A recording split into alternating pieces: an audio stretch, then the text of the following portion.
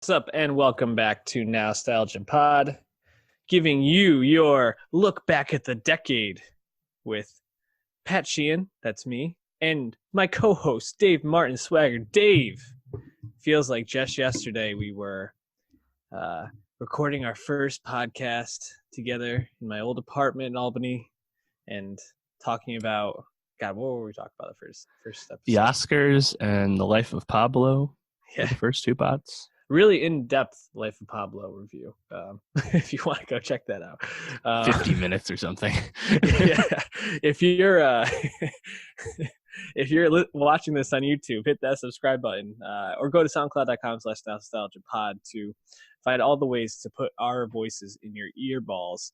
Today, we're going to be looking back at the decade in movies and the best movies of the decade, some of the best performances, just kind of general talk about it. Before we start talking about our list, we're going to be doing top 15s because we just couldn't pick 10. It was tough. Dave, I wanted to ask you, how do you feel about this decade in movies? Good. General feeling. Movies Yes. are good. There's lots of good movies this year, especially recently. I found making a short list of 30 movies was pretty quick, pretty easy once you thought about it for a second, but trying to narrow it down and making a list that makes sense or has something to say about the past decade in movies was much more challenging just because there was, too many to pick from.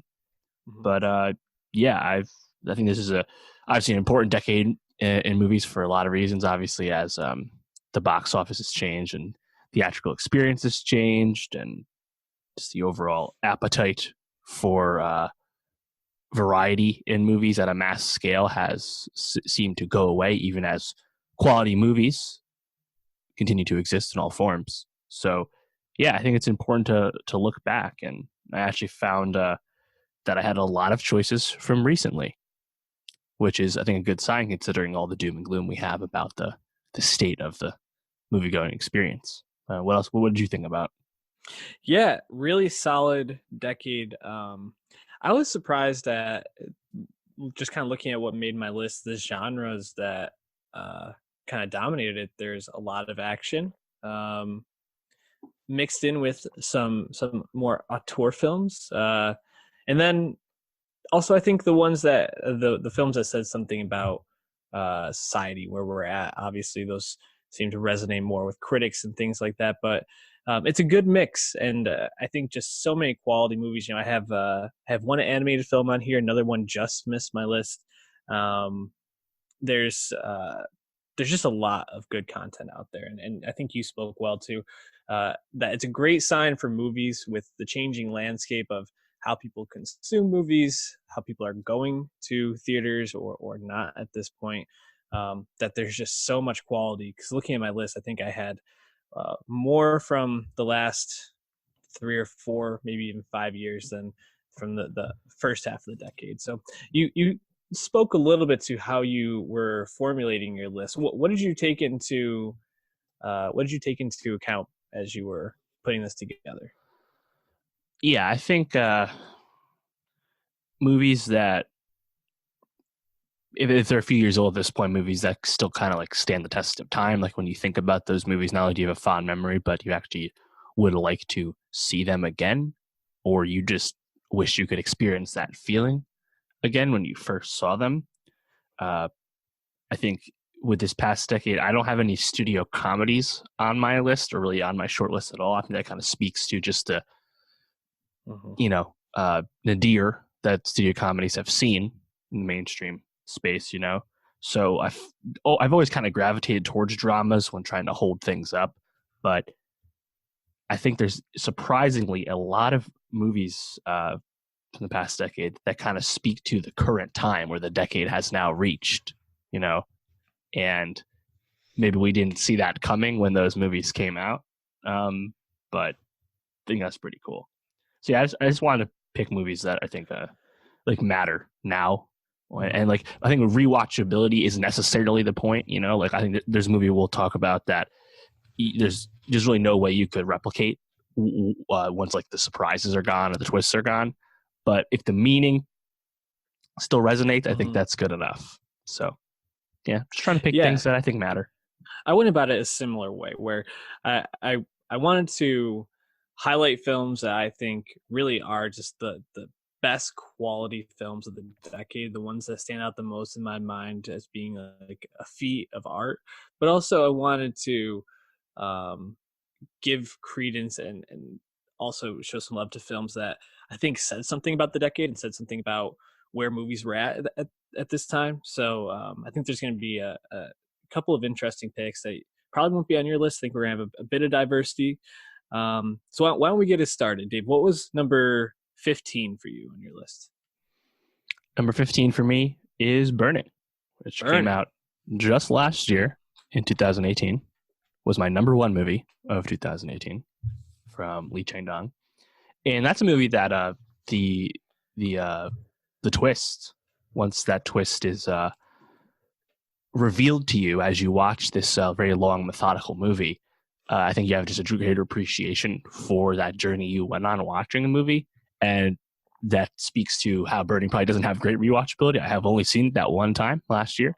Um, but I think this is a movie that really just kind of knocked my socks off when it first came out. And I'm happy I've seen it on some lists, probably not necessarily this high, but I think this is one of those international films that has actually really started to make an impact here in the States, in the English world, as people see it. So I think this is one movie that will age really, really well, and I think also has a really good chance of being one of those outside the mainstream, more independent movies that actually can like rise in stature in the continuing years to come. Again, it just came out a year ago. So yeah, Burning. Number 15, Burning for Dave. Number 15 for me, 2016, Jeff Nichols directed Midnight Special. Nice. I've come back to it 2 or 3 times since Shannon, Joel Edgerton, Kirsten Dunst, Adam Driver, Jade Martell, and Sam Shepard.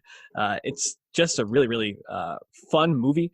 It's following the story of Alton Meyer, this boy with these powers, who's being chased by the government, wanting to hone his powers, figure out what's going on for him, and Michael Shannon, Joel Edgerton trying to save him and keep him from that, and kind of just like this chase thriller movie.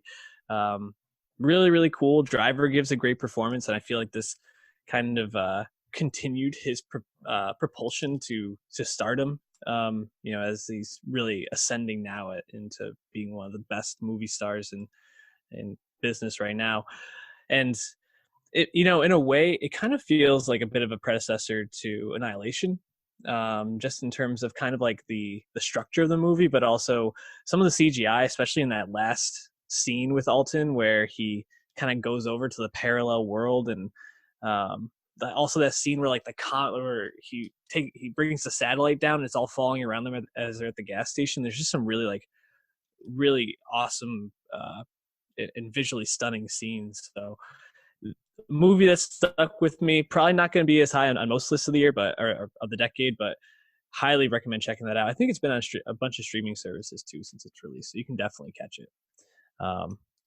Number 14, I had Call Me by Your Name. Yeah. Is that what you had too? That's my number 13. All right, so this is a good time to talk about it. Lucas Guadagnino, 2017. We actually have a breakout review of this, so we won't spend too much time. Go back and check that out. Maybe we'll link to it in the bio if we have breakout reviews of these movies as we go through. Armie Hammer, Timothy Chalamet. Dave, what do you have to say about this movie? Oh yeah, this was my number 2 in 2017. The number 1 is still to come. Yeah, Call Me by Your Name really blew me away when I first saw it, just because it's just a romance love story, Mm-hmm. and it's about gay characters without the self-loathing and the struggle that often seems to be frequently used when telling stories about gay characters, Mm-hmm. And obviously this movie would not be nearly as successful if it wasn't for the two leads. Hammer and Chalamet have incredible chemistry, and it was really awesome, honestly, to see a different side of Armie Hammer, someone who I think people had started to write off in terms of being like a serious quality actor after he kind of flamed out once he started to get attention at the beginning of the decade. And then of course Chalamet, this is just the coming out party, the coronation after slowly rising through Hollywood as he was younger. And Chalamet as Elio, really sells all the emotion that this character goes through in that story. And this movie also was great for inspiring a fair amount of medium as well. Army Eat the Peach. Lovely or film. Army Hammer dancing on the dance Of course, floor. yeah. It's a movie that breathes in all the right ways, and it's so stylistically just marvelous. Whether it's the final scene where Chalamet's staring into that fire, and it's just him staring into that fire as the credits roll, and Sufjan Stevens plays over it, or them riding through the countryside of Italy, or on that dance floor. Just the way it's shot, the colors, the whole thing is just really marvelous. And the story it tells about, I think, Elio in particular, and how he's, having this relationship that really is helping him experience love, and what relationships are for the first time is just told so well. And just a really great film. I hope people have found it. I hope people continue to find it. They are writing a sequel to the movie now, so maybe in the future we will get a sequel movie. The sequel book just came out this year. Yeah, that's what it is. So maybe in the future we'll be getting a sequel with these two as well. What was your number 14, Dave? Yeah, my number 14 is Moonlight, my number 1 of 2016. And Moonlight, Barry Jenkins, the surprise Best Picture winner that year, upsetting La La Land, upsetting Warren Beatty and Faye Dunaway and Jimmy Kimmel and everyone involved. Obviously, an iconic moment in movie history of this decade. Yes.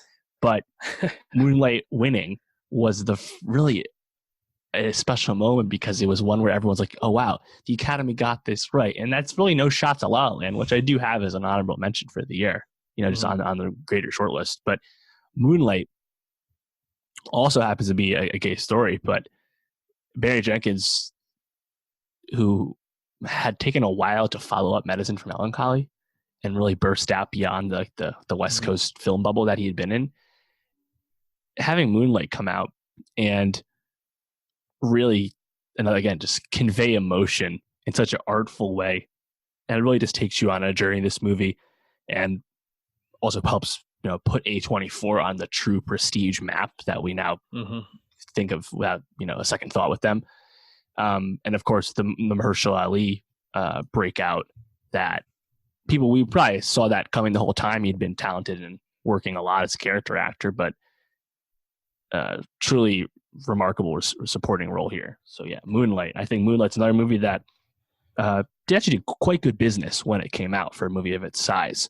But again, it's just a movie that's going to continue to rise in estimation as more and more people see it, and as we get further removed. So Moonlight was my number 2 for the decade. Let's go. Yeah, Barry Jenkins, man, has definitely become one of my favorite filmmakers since I discovered this movie. Just the way he tells stories and the way he uses lighting to create mood, and especially a movie like Moonlight, which is a story about it's a story about Black people, which is I think a trend of the decade that was a very positive trend, that a lot more Black stories have been told in this past decade, and there's a lot more Black filmmakers telling Black stories. But this is a story about a Black gay male, which is not a lot of stories that you see that get a lot of mainstream popularity or buzz. And the way he tells a story, almost like a play with 3 acts, as the young Chiron, the teenage Chiron, and the adult Chiron. And the way that he tells this story is just so beautiful, whether it's seeing Chiron and dealing with his mom, played by Naomi Harris, and her drug addiction, and how that leads to her neglect of him, and how that impacts him. And he really turns to Mahershala Ali, who's this, a drug dealer within this community, but also a father figure to him, and how he expands his view of the world by spending time with this person who cares about him, or as a teenager, how tortured he is based on, I think dealing with his sexuality, dealing with the system he's in, dealing with the lack of support he has in his life, and leading to that breaking point moment where he breaks the chair over the bully's head, or then as an adult where he's like almost like put on this suit of muscle armor, so to speak, to protect him from the lack of protection he had growing up. But underneath it, when he connects with Andre Holland's Kevin again, it kind of melts away, and all those things come back. And there's so many visually beautiful moments. I mean, even the background, the poster you have where you see all three of them, the lighting, the scenes, I think, especially between Trevante Rhodes and Andre Holland, where they're just kind of like these brothers and they're talking back and forth, and you just like feel so much sitting between them.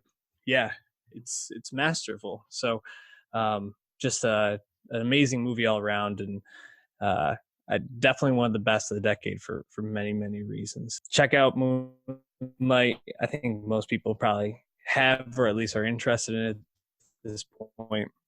Dave, you've got. Oh wait, no, I'm on to my 13, right? Correct. Mine was Call Me by Your Name. Spider-Man Into the Spider-Verse. We have a breakout for this one. I'm not going to spend too much time, but this is the only animated movie that makes sense on my list. 2018, a solid year for superhero movies, I would say, in general, but Spider-Man Into the Spider-Verse took the cake. And there's an argument that this is the best superhero movie of the decade. But mostly I picked this because I think it really showed what superhero movies can be, especially animated superhero movies. The style of the animation was so unique and captured some of that comic book feel throughout.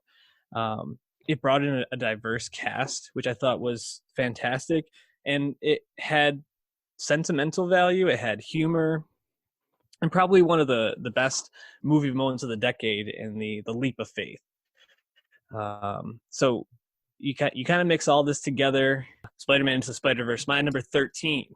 Dave, your number 12. Yes, my number 12 is Mad Max Fury Road.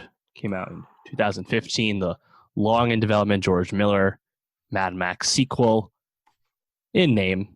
Not like a direct sequel in terms of you need zero knowledge of the past three Mad Max films to appreciate Fury Road. And ultimately, Fury Road just boils down to the best car chase movie perhaps ever. And certainly, I think the best action movie of the decade. It's just the best stunts, the best editing, the best visuals. And there's other action movies I like Mission Impossible Fallout, Edge of Tomorrow. Cruise had an excellent decade for that stuff. But I think what Fury Road does is just everything it's setting out to do, it achieves. Like there's nothing really wrong with Fury Road. It's just this incredibly thrilling movie. And if you want to look deeper and see the feminist angle to it with Furiosa and the other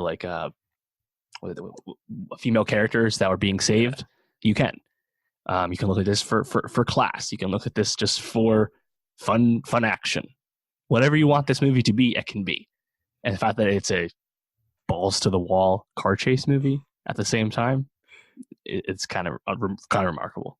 You just made a great case for why this is my best movie of the decade, Dave. Holy shit. Number one. Yep. Yeah, you had my 1 and 2. Didn't mean to steal them so fast. No, it's fine, man. I'm just glad that they're in your top 15, honestly.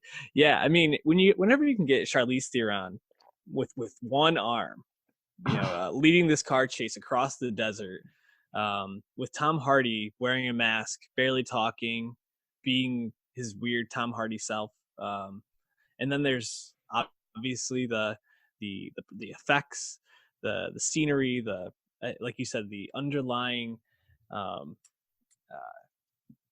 plot points and themes. It's just a really, really great movie. And the fact that this, like you said, was in development hell since pretty much 1997, and it finally got made almost 20 years later, and it was this good. This is also probably one of the most rewatchable movies on the list. I've seen this on TV probably 6 or 7 times in the last year or two, and every time I have to sit and watch for at least 20 Mhm. minutes. It's a movie that's hard to pull away from. It's just thrilling from beginning to end, pretty much. And yeah, I have nothing bad I can say about this movie, and for that reason, number one on my list. Um, I'm getting a chance to talk a lot, so you're gonna get to drive it home because I have number 12, which I know is not on your list. Minding the Gap. Uh, I was it. documentary from documentary from 2018. It was on my best of the year last year. I don't remember where I had. I think it was either number one or number two. Um, Bing Liu, his first documentary, telling the story about him and his friends. And it starts off as a skateboard movie and about how these kids turn to skateboarding to help them deal with the perils of life. And pretty quickly it turns into a movie about classism, manhood, relationships, masculinity, race. It's incredibly thought provoking. There's a couple of scenes, one in particular in the second half, where Bing does this amazing job editing together all these different parts of their lives, as one of their friends has this monologue about just like life and being a man, and really drives home, I think, the point that the capitalist system of class kind of keeps people within these unhealthy patterns of relating and feeling hopeless. And I think it works on so many different levels, and it's just incredibly moving. Um, Definitely recommend you see it specifically, Dave. But if others haven't, I think you can get a lot out of it. Number 11, Dave. What do you got? Number 11 for me is Get Out. Ooh, my number 2000. 7. Hell yeah. 2017, right? Yeah. Yep. Yeah, shit. Beginning of the year. Another movie that when you watch it for the first time, not knowing the true meaning of the movie, you just think it's some kind of horror thriller. Mm-hmm. Once that bubbles burst, the movie just takes on a whole new meaning in your mind. And while that might hurt the rewatchability of it for some people, I found this movie fantastic for a few reasons, but specifically to me. This is a movie that at least presents itself as a horror movie, and I don't watch most horror because I don't like the scary aspects of horror. It's not something I like in my film going experience. Yeah, this movie, it's really more of a thriller, but I mean, everyone knows at this point the overall social commentary at the heart of Get Out is not only so poignant and so uh, accurate to the time, but this movie managed to get that commentary into the general lexicon of our society with phrases like the sunken place and the various memes. And I would have voted for Obama for a third term if I could have. right, exactly. From Riley Whitworth, there's a skewering of liberals is kind of the next stage of this that had not really been done in a mainstream way. And I think getting that message across as effectively as Jordan Peele does in this movie is really the true, the true trophy for it. So yeah, Get Out's fucking mind blowing. And again, I've only seen this movie once, but I just have such a great appreciation for it. Where them keys, Rose? Yeah, I mean, so this movie did a couple of things, right? It propels Jordan Peele into basically becoming the modern day Hitchcock in a lot of ways. I mean, I don't think there's any way Us gets made without Get Out first, and Us will probably appear close to, if not on my top 10 list for this year. Um, it propels Daniel Kaluuya into becoming one of the premier actors in Hollywood. Gets him really on his rise to stardom. Gives Lakeith Stanfield some shine outside of Atlanta, which had just premiered at this point.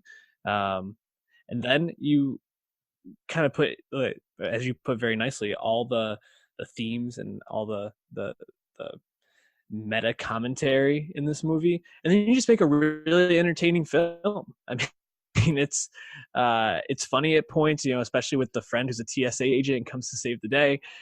It's incredibly creepy at points. Especially when he goes into the sunken place, or when you see like the grandfather running around in the groundskeeper's body.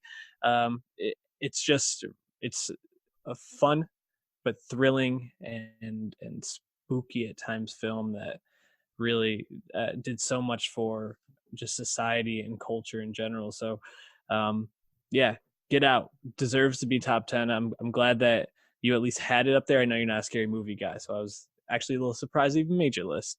That was your number 11? Correct. Number 11 for me, Skyfall. Ooh, Sam Mendes. good one. Yeah, Daniel Craig and Javier Bardem. I mean, and Judi Dench, I guess, as well. Mm-hmm. I mean, yeah, Ray Fiennes and Naomi Harris. Cast. Yep. But when it really comes down to it, Daniel Craig and Javier Bardem are the movie, especially Bardem. Has there ever been a better Bond villain than him? I mean, you throw back to some of the classical guys, but he's right up there. Yeah, Skyfall's one of the best Bond movies in a very long time at worst.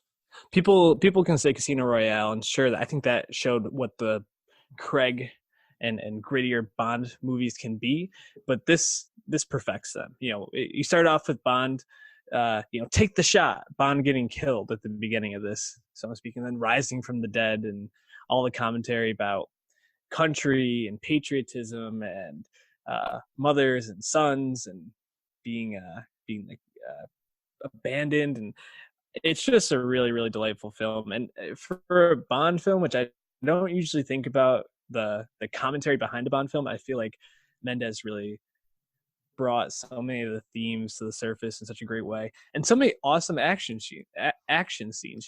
There's the shootout in the beginning, or in the chase onto the train. There's the train falling through into the tunnel in the bottom. There's the courtroom scene shootout. Then the final one at the end at Skyfall. So, just really, really wonderful. There's some parts to this film that aren't perfect, and Ben Whishaw is this amazing hacker, but still doesn't understand how he gets hacked, or just clicks on emails and is like, "Oh man, now they're hacking me." That part doesn't always work, but overall, this is one of my favorite films of the decade, and again, another very rewatchable film. All right, top 10s. Let's do this. What do you got? Number 10. For Skyfall 2, that was on my greater short list as well. So yes. Was on my mind as well. Number 10 for me is Arrival from Denis Villeneuve. Ooh, obviously tough to pick from him. He had an excellent decade, one of the best. Enemy, Prisoners, Sicario, Arrival, Blade Runner 2049. And then kicks off 2020 really fast with Dune. And it came down to Sicario or Arrival for me. And Sicario just had to get cut and put on the list, because I think Arrival is important because it's sci-fi, and I love sci-fi. That's no secret. But Arrival really is a movie that just happens to be a sci-fi movie. It happens to be a movie with aliens. That's not the point of the movie. And the non-linearity to it, and the overall, I think, just message of acceptance and belief in like purpose and stuff. It's really quite a heady movie. And of course, Amy Adams is fantastic. And it was actually really cool to have Denny step back from his collaborations with Deakins just to showcase somebody new, in this case, Bradford Young, who we know has really started to take off since this. So yeah, Arrival. I think Arrival, 2016, not a underrated movie, not an underseen movie by any means, but I think sometimes it's a little forgotten when we think of like the smart genre movies of the past 10 years.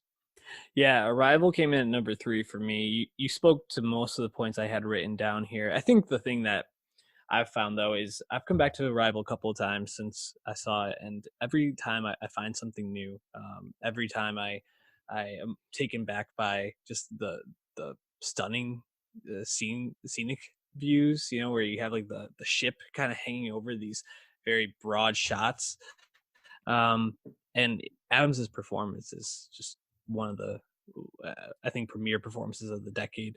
And yeah, Arrival is just a delightful movie, and definitely going to be something I rewatch multiple times, just because I enjoy it every single time. Number 10 for me. I'm interested in your reaction. Avengers Endgame. The Russo brothers.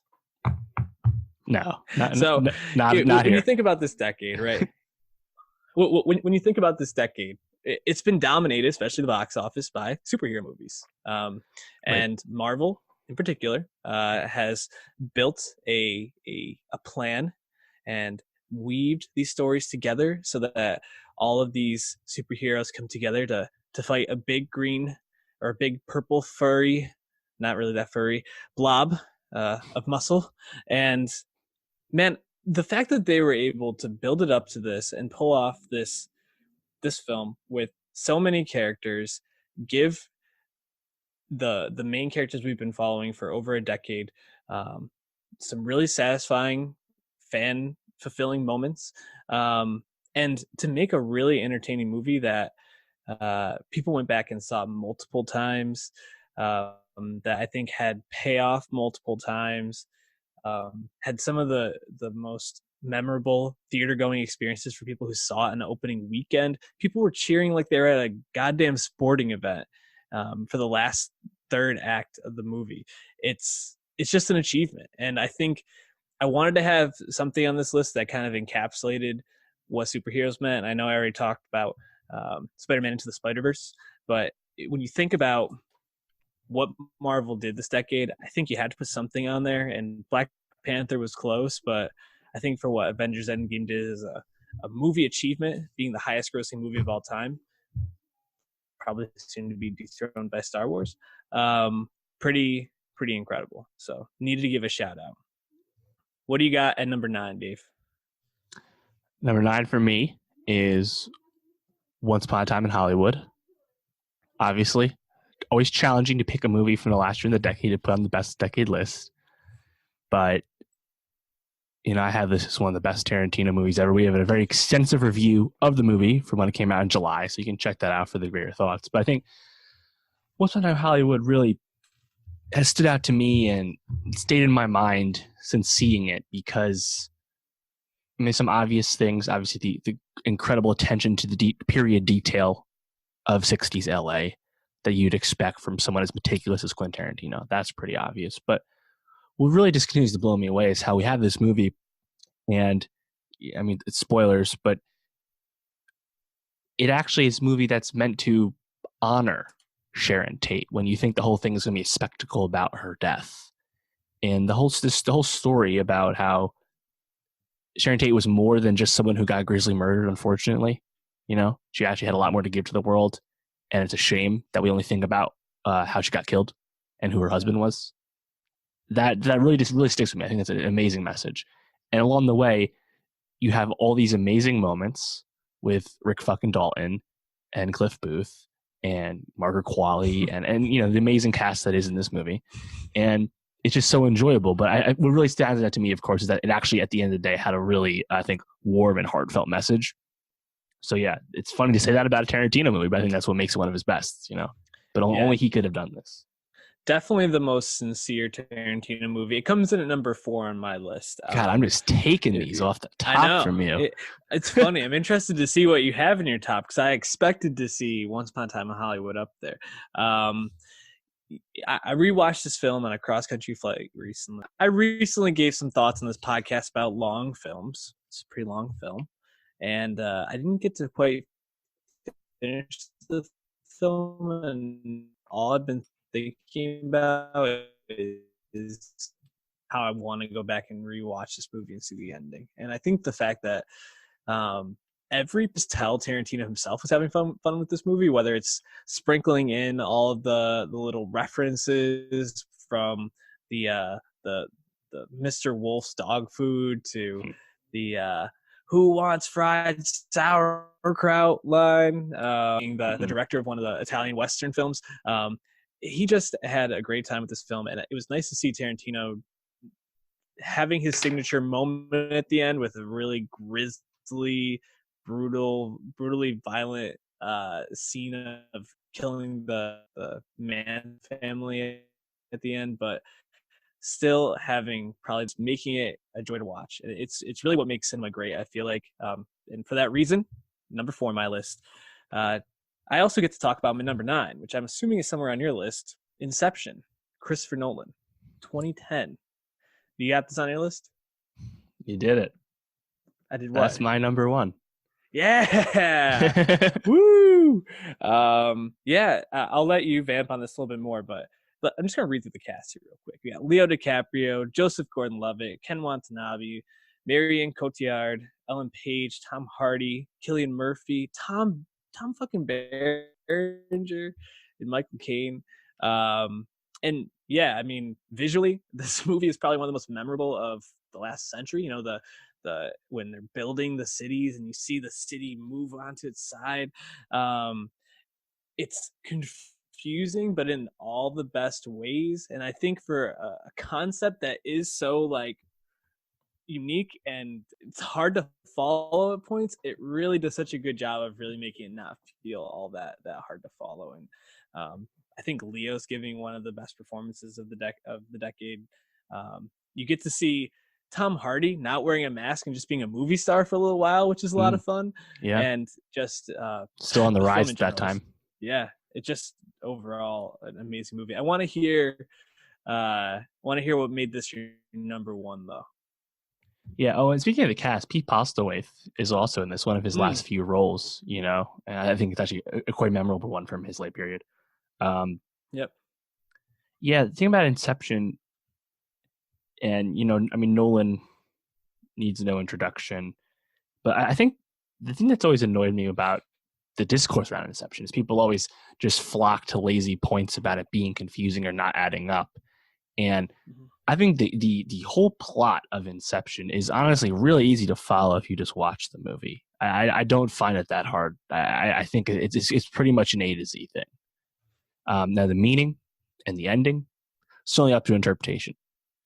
And personally, I find that I find that as a positive. I don't need my hand held for everything.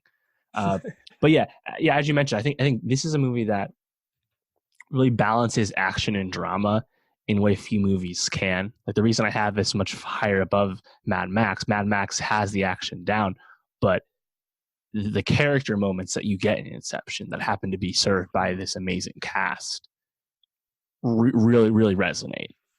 And you know, I just think the overall arc of the movie is really great. And it was also actually I was really happy to see Ken Watanabe and have another great chance in Western cinema again. You know, I mean, he kind of been typecast, at least domestically, as, you know, grizzled old Japanese guy in war movies.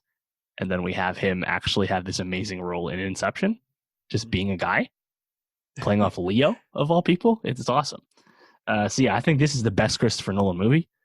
And yeah, it's my best way. I mean, it came out in 2010. You know, I think people kind of forget that Inception is this decade. And 2010 movies were very different.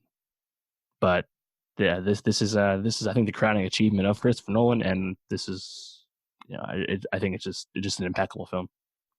Yeah, there's so many like memorable moments just thinking about it, whether and lines too, whether it's Tom Hardy, you know, you don't dare to dream a little bigger, darling, or Joseph Gordon-Levitt with Ellen Page when he's like, "Here, give me a kiss," and then she was like, "Did it work?" He's like, "It's worth a shot," you know, or even the first line of the movie, but the one that kind of is the through line for the emotional parts, which is, you know, you're waiting for a train.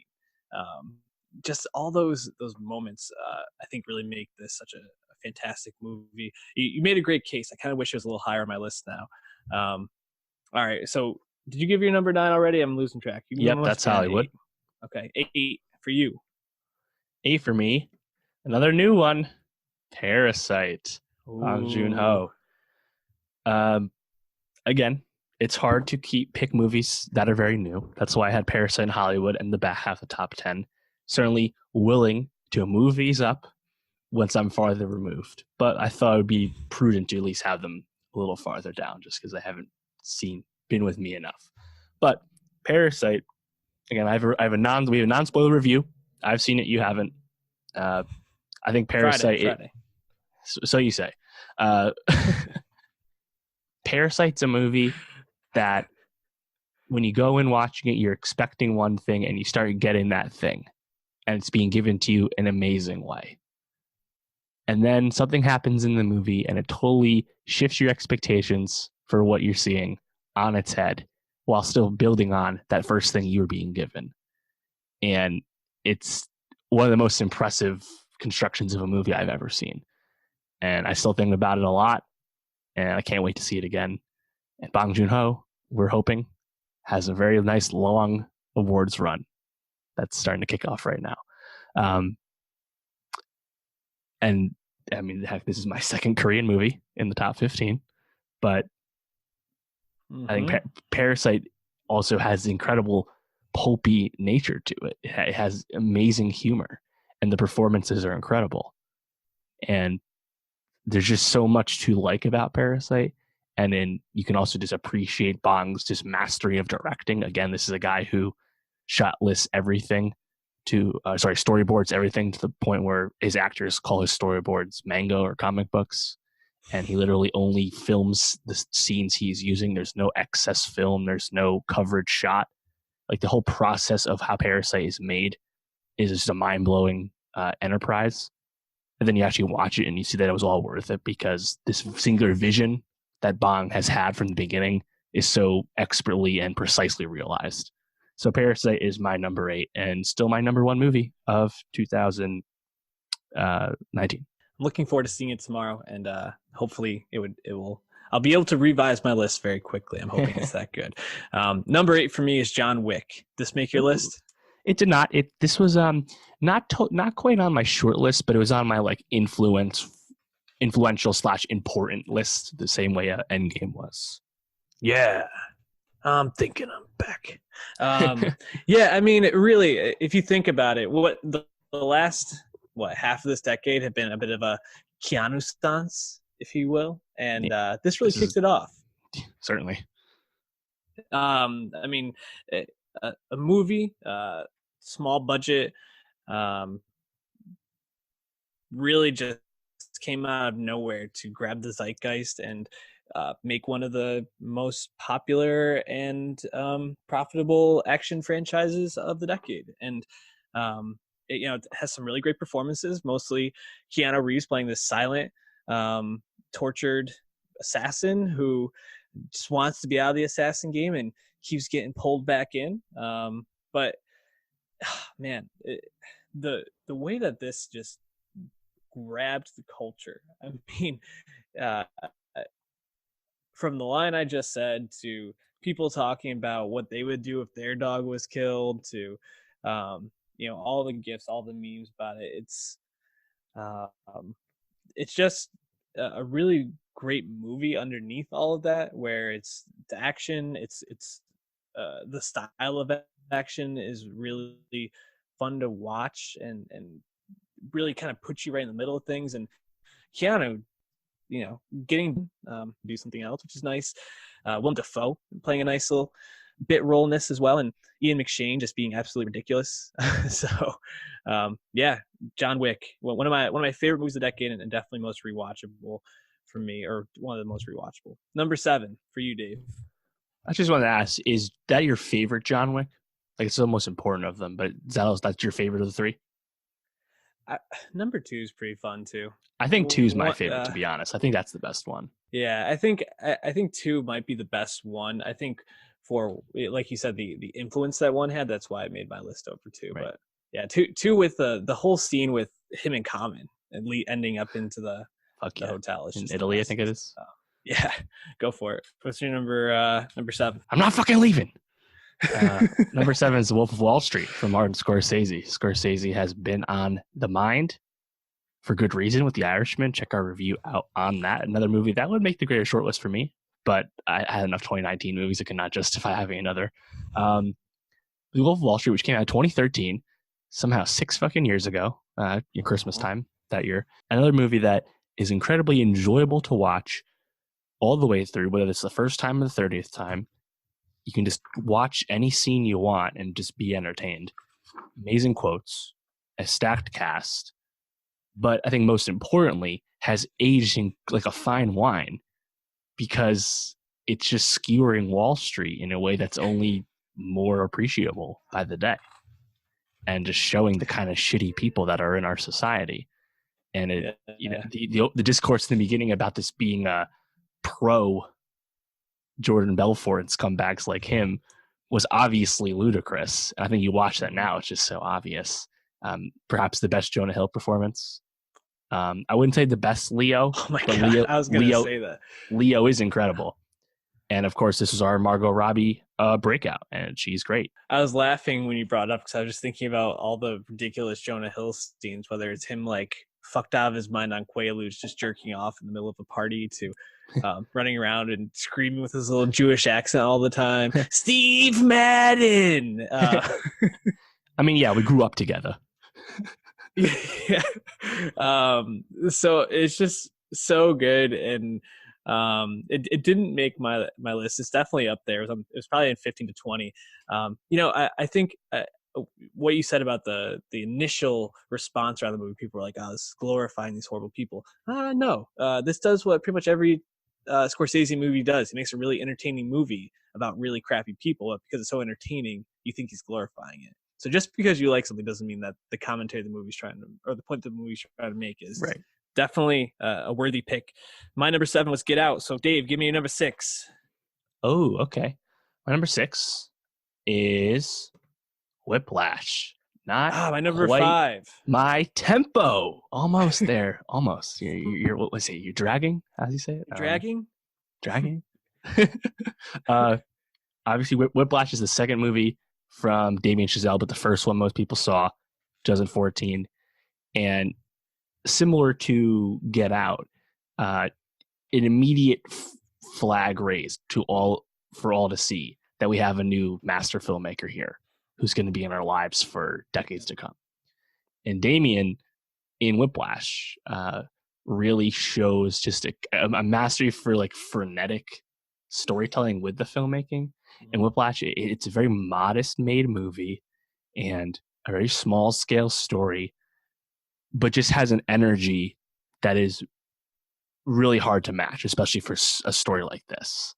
And of course, J.K. Simmons wins Best Supporting Actor for an incredible performance. I think this is a movie that really resonates, especially with people that can relate to it in high pressure fields, especially in art. We also got to see that Miles Teller was more than just the guy who brought the drugs in Project X, which is awesome. But I think ultimately Whiplash, it just has a unique energy that now we can now associate with the filmmaking style of Chazelle. That this is one of those legends in the making. And Damien's had quite the interesting career so far, of course, with La La Land and First Man. And we know he has another movie coming up with Emma Stone.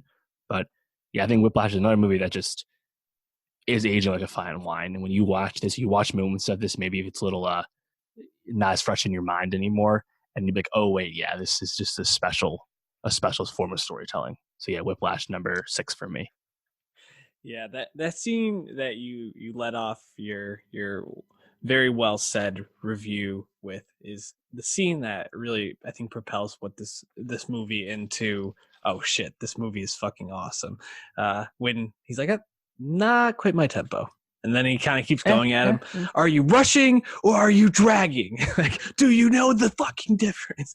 It's just like, it goes from being this, this like hardened conductor who, you think is just going to help this kid find his greatness, to being like, oh, this is going to be like some brutally psychological like mind fuck of what obsession does to people. And yeah, Chazelle just like comes on the scene and you're like, god damn, like this person knows how to make a movie. And obviously makes probably for the decade has 3 of the most impressive movies. First Man, not quite the quality of La La Land and Whiplash, but still incredibly good. Really balls out in this, and I don't think he's had a performance quite as good since this, but still had some fun performances this decade. And man, you think about that last scene, playing for him in that like off school band, and has that like amazing solo and just takes over the performance, and they like start jiving again. You kind of see why he was going for the whole time. Just a really, really memorable movie scene. And I actually rewatched this, I think, earlier this year, and held up just as good for me as it did then. So worthy pick. That was my number 5. As I said, number 6 for me, Social Network, David Fincher, 2010. Where'd that fall on your list? Number 2, Social Network.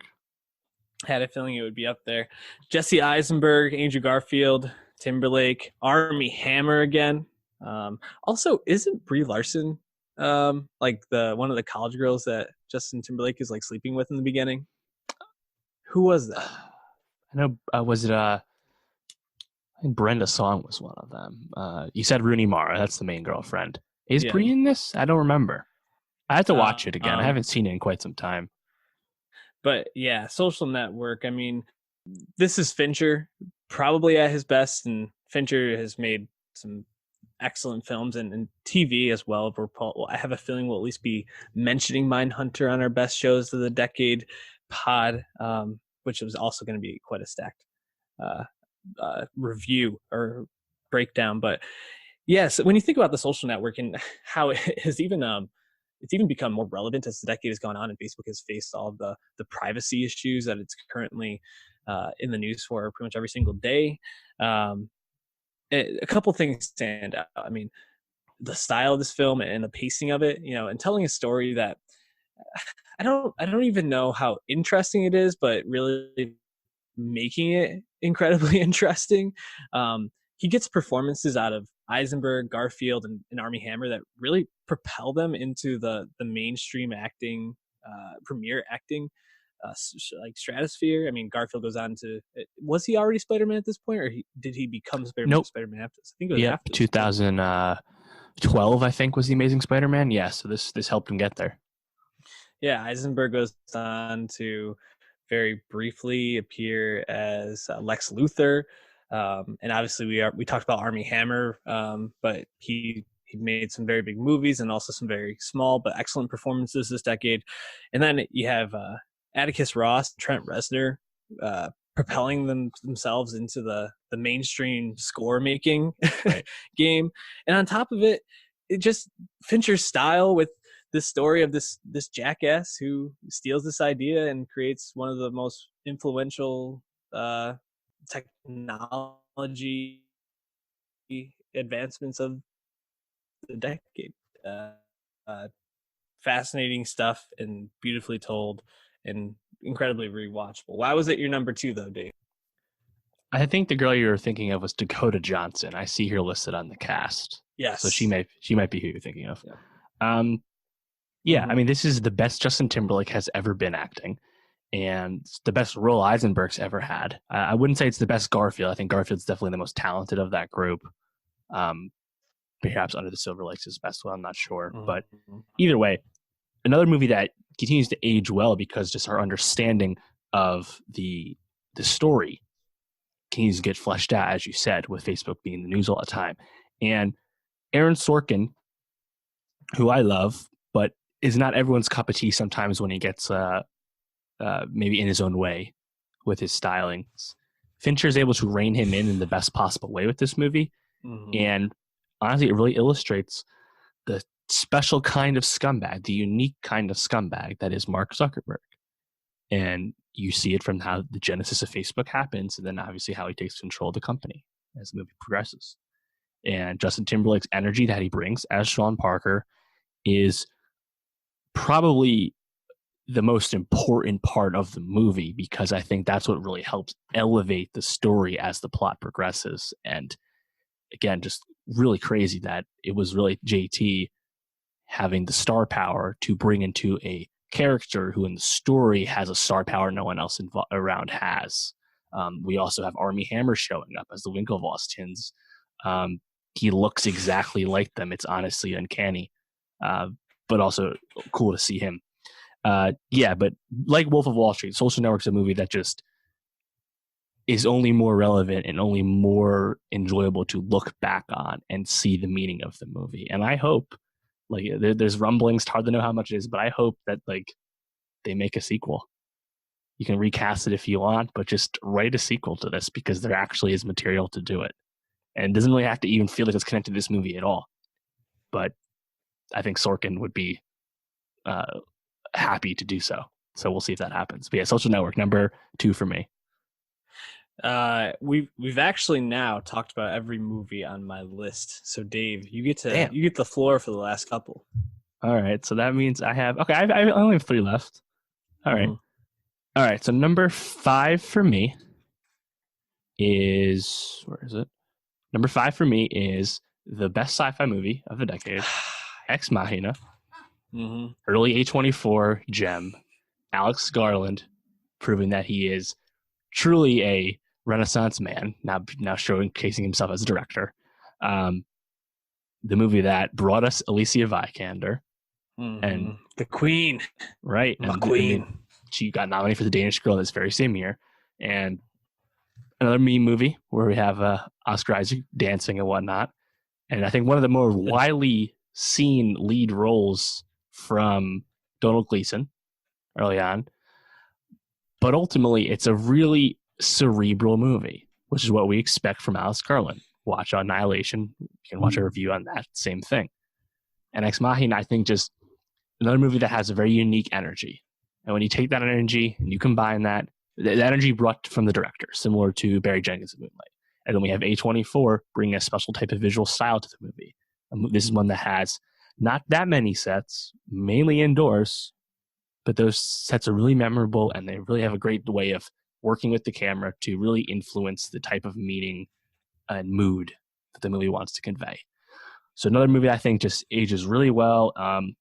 Honestly, I think it's rising in people's estimation constantly. You'll see this on Twitter right now. People say their lists, and there's always Ex Machina in the replies with like 100 likes. Like people are riding for Ex Machina. I think that's for good reason. It's just, it leans way into the genre, but ultimately, again, like Arrival, it's not really about the genre. It's about something else, and that's what makes it so special. So Ex Machina is my number 5. Great pick. Just a awesome movie. It's on my honorable mention. Just we really stand for this movie when it hit the Oscars that year. And yes, remember when it got the best visual effects Oscar, we were like, hell yeah! Like that was a prediction this movie you made. rules. I'll take the credit for that all day, Dave. But give me your number 4. Yeah, that's right. Number 4 for me is my number 1 movie of 2017, Lady Bird. Yeah. Greta Gerwig, Saoirse Ronan. You know the thing. Just a perfect movie watching experience. A movie that is relatable to any level of generation watching the movie for completely different reasons. You have the people that were Greta Gerwig's age, growing up in Sacramento at that time, who have those Dave Matthews musical memories. You have people that are older, the parents, like Laurie Metcalf's character and Tracy Letts, and seeing how they can relate to the story. People like me and you who were not in high school in 2002, but can still kind of relate to the mood and the feeling that Lady Bird is showing in the movie. It's, I think, another movie that continues to age really well. When we look back at the Oscars, we'll be like, yeah, Get Out and Lady Bird, those are the ones. And neither one won Best Picture. Tough stuff. Of water, right? But it's just lovely. And yeah, I don't know what else to say. Are you worried that this is going to quickly become the second best Greta Gerwig movie of the decade? You mean like you think Little Women's gonna take the crown? Yeah, dog. and that would be truly impressive because ultimately it's an adaptation. Mm-hmm. I'm not worried about that. That's a positive to me because Lady Bird is fucking right there, man, at the top. So yeah, it's fantastic. It's a good one. Probably an oversight on my list because the way it kind of establishes Gerwig as probably one of the best female movie makers in Hollywood at this point is just phenomenal. And your number 3, and the last movie we'll be talking about, and then we'll review and talk about honorable mentions. That's right. Number 3 is The Master from Paul Thomas Anderson, 2012. I think it's the best PTA movie of the decade. He also had Inherent Vice and Phantom Thread. So it's a high bar. And The Master is a movie that I think the meaning and the message are challenging to grasp. And I don't think you need to grasp that though to understand it or appreciate it or be marveled by it. Similar to Inception to me. I think this is the best Joaquin has ever been. This is when he should have won Best Actor, but he didn't. Mm-hmm.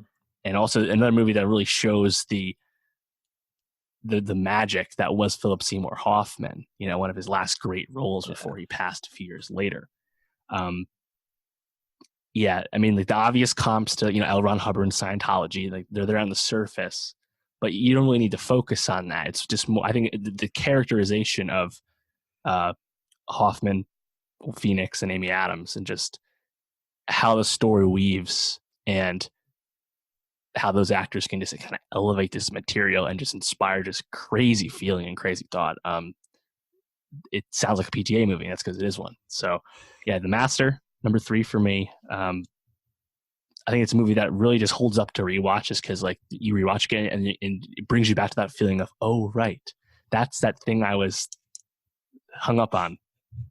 That, yes, twists me up again. Love it. So yeah, The Master, number 3. Yeah, I never really jived with The Master, so this wasn't close. It's not for everyone, no doubt. Actually, as you were talking, I was thinking of a line from another PTA movie, Phantom Thread, that came out. Were you sent here to ruin my life, Dave? Because are we really going to end this list where we shared so many picks? With I understand the acclaim for it. I have seen it. Maybe I should give it another watch. Give it another chance. Definitely enjoyed your list. You want to just run 15 to 1, and then I'll do the same and do some honorable mentions real quick?